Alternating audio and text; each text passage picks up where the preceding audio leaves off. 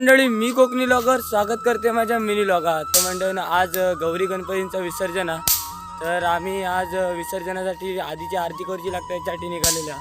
तर हे आमच्याबरोबर हे ते बघा दोघं जण फटाकडे आपटी बार फोडतो. तर मंडळीनं फायनली पोचलो आम्ही गणपती जायचो त्या घरात. तर फायनली आरती वगैरे मस्तपैकी केला. तर बाप्पा आज जायचं होतं.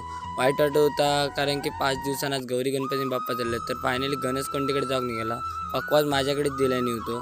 तर गणेशकोंडीकडे पोचला म्हणजे तुमका त्या दिवशी दाखवले गणपती आमचं विसर्जन करतात ते. तर आरती वगैरे केला आणि नंतर मग फायनली गणपती पोचायची वेळ येईल. भाव आणि म्हणजे त्यांचं पोरगं होतं तो गणपती विसर्जन करू गेलो. तर नंतर दुसरीकडे गणपती विसर्जन करू गेला.